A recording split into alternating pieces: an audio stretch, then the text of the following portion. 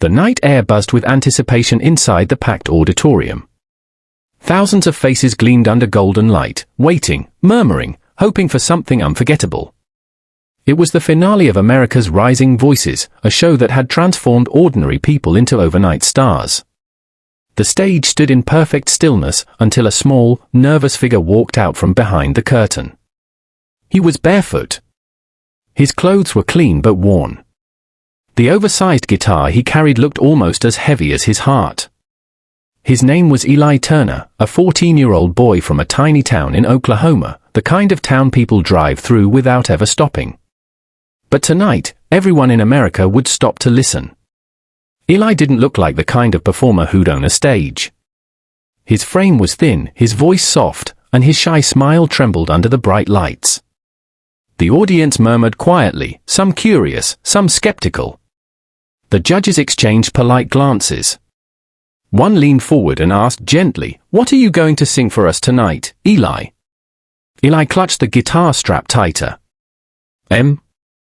"Hotel California, by the Eagles," he said. There was a faint murmur from the crowd. That song wasn't easy.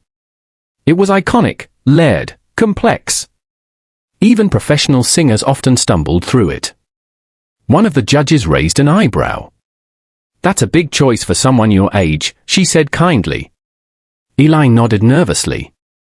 It's my mom's favorite song," he whispered. "She used to sing it every night before I fell asleep." The crowd fell silent. A single spotlight descended, casting a soft halo over him. He closed his eyes, took a trembling breath, and strummed the first chord. The first note floated like a whisper, fragile yet hauntingly pure.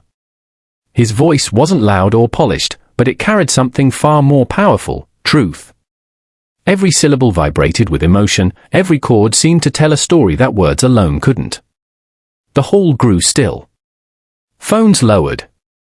Conversation stopped. Eli's voice cracked slightly as he reached the chorus, not from weakness, but from feeling. Behind him, the giant screen displayed a photo of him and his mother, both smiling under a faded porch light. The audience gasped softly. She had passed away only 6 months earlier. She had worked double shifts at a diner to afford Eli's second-hand guitar, her dream being that one day he'd play it for the world. But she never got to see that day. Eli had told no one about her before the show. He didn't want sympathy, he wanted to sing for her. And he did. Every lyric became a conversation between a son and the mother who taught him how to dream. Halfway through the song, something extraordinary happened. The music faltered, the lights flickered, a string snapped on Eli's guitar. A gasp rippled through the audience. Panic flashed across his face. He froze, hands trembling, heart pounding in his ears. One of the judges motioned to pause the performance, but before they could, someone stood up from the front row. It was the show's host, Marcus Lane, a seasoned musician known for his compassion. He quietly walked onto the stage, carrying his own acoustic guitar. "Use mine," Marcus said softly, kneeling beside him. "Finish the song." Eli's eyes widened. I can't." "It's yours." Marcus smiled. "Your mom's listening, kid. Don't let her wait." Tears welled in Eli's eyes as he accepted the guitar. The audience erupted into gentle applause, not for the performance, but for the kindness. He began again, strumming with trembling fingers. The sound filled the air like sunrise breaking after a storm. The new guitar seemed to breathe life into him. He sang the final verse, his voice soaring, pure and raw.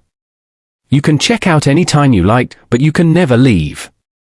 And as the final chord rang out, silence followed, the kind of silence that means people are feeling too much to speak. Then came the tears. The audience rose to their feet.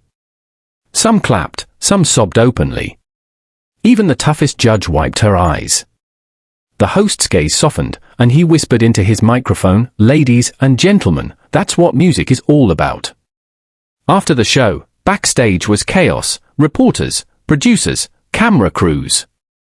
But Eli sat quietly in a corner, clutching Marcus's guitar. He wasn't thinking about fame. He was thinking about how proud his mom would have been. Marcus approached him, resting a hand on his shoulder. "You did something tonight no adult singer could do," he said. "You didn't just sing, you healed people." Eli smiled faintly. "I just sang for Mom." Marcus paused. "Then you sang for all of us."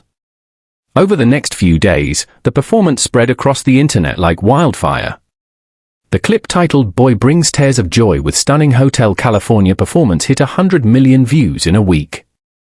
People shared it with captions like "This made me call my mom." Others wrote, "I haven't cried like this in years."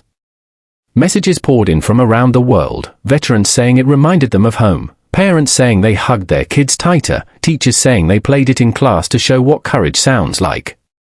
Eli's life changed overnight. Offers came from record labels, talk shows, and charities. But instead of signing the biggest deal, he did something unexpected.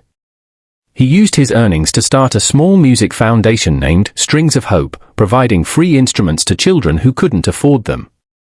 "Music gave me strength when I had nothing," he said during an interview. "Now it's my turn to give it back." Months later, during a charity concert organized by his foundation, Eli stood on the same stage again, this time surrounded by hundreds of children holding guitars donated through his project. Behind him was a huge photo of his mom, smiling proudly. He looked out at the audience and spoke softly into the microphone. "My mom used to tell me that a song is like a hug, it reaches people even when you can't." I think she was right. The audience cheered. He began playing Hotel California again, this time joined by dozens of young voices. The harmony filled the hall with warmth and light. There were no judges, no scores, no competition, only connection. Marcus Lane, sitting in the front row, whispered to a fellow musician, "That kid didn't just perform a song. He rewrote what it means to be an artist." Years later, when Eli was invited to perform at the Grammy Awards, he stepped onto the stage with the same humble heart. The world now knew him as the boy who healed hearts with a song. He wore a bracelet made from one of his mother's old guitar strings, his silent tribute. As he strummed the familiar opening chords, he glanced upward and whispered, "This one's still for you, Mom." When the song ended, there wasn't a dry eye in the audience. Celebrities stood in tears. The camera panned over faces filled with awe. The host announced, "Eli Turner, reminding the world that true music doesn't come from fame, it comes from love." After the show, Eli walked alone through the quiet corridors of the arena. He stopped near a janitor who was sweeping and handed him a signed guitar pick. "Here," Eli said with a smile. "For your kid. I heard he likes music." The man's eyes widened. "How did you know?" Eli shrugged. "Because I used to be that kid." The janitor blinked back tears. "Thank you, son. He'll never forget this." Neither would Eli. As years passed, Eli continued using his voice to lift others, performing in hospitals, refugee centers, and schools. Once, during a small concert at a children's hospital, he noticed a girl who had lost her hair to chemotherapy humming along to his song. He walked down, sat beside her bed, and handed her his guitar. "Your turn," he said. She hesitated. "I can't play." He smiled gently. "You don't need to play perfectly. You just need to feel." Together, they strummed soft notes, imperfect, beautiful, real. The nurse who watched said later that it was the first time the girl had smiled in months. By the time Eli turned 25, Strings of Hope had reached more than 1 million children worldwide. He had performed everywhere from New York to Nairobi, but his message never changed: music is a bridge between hearts. When a journalist once asked him, "What's your proudest moment?" Eli didn't mention awards or fame. He thought for a long moment, then said quietly, "It was when Marcus gave me his guitar that night. Because that act of kindness showed me what love looks like, and I've been trying to pass it on ever since." On the 10th anniversary of his first performance, Eli returned to that same talent show stage, now as a guest performer. The host was older, the crowd was new, but the energy was the same. He carried the same guitar Marcus had given him all those years ago. Before singing, He spoke softly. 10 years ago, I was just a scared kid with a dream and a broken guitar. But someone believed in me. And when someone believes in you, even once, it can change everything. He began to sing Hotel California once more, but this time, the entire audience joined in. Thousands of voices, united, carrying the song skyward. At the final note, Eli looked up, eyes glistening. Somewhere, he liked to believe, his mom was listening, smiling, proud, and singing along. Epilogue.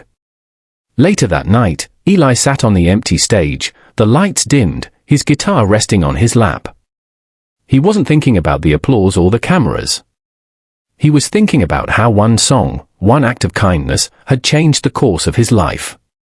He whispered softly, "Thank you, Mom." "And thank you, Marcus." A gentle wind brushed through the open doors of the theater, almost like a whisper in return. And as he walked out into the cool night air, Eli smiled. Because he knew that somewhere, someone, maybe a scared little kid with an old guitar, was about to pick up the strings of hope he had left behind.